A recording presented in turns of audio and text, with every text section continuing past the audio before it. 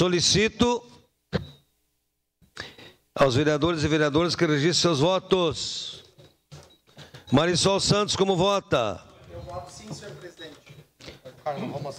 Lucas Carinhato, vota sim. Voto sim, senhor presidente. Marisol, vota sim. Voto sim, meu presidente. Alexandre Bortoluz, vota sim. Pegou o microfone para votar e votou sim bem baixinho. Gladys Frisch, como vota? Eu voto sim, senhor presidente. Obrigado.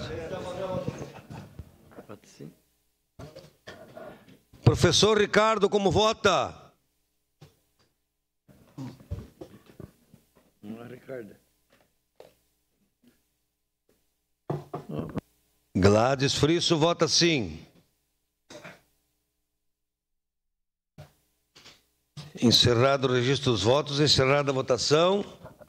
Projeto de lei número 166/2023 foi aprovado por unanimidade com ausências. Rafael Bueno, Scalco, Tatiane Frisso. E em representação, Velocino West. Encerrada a ordem do dia. Passemos o grande expediente.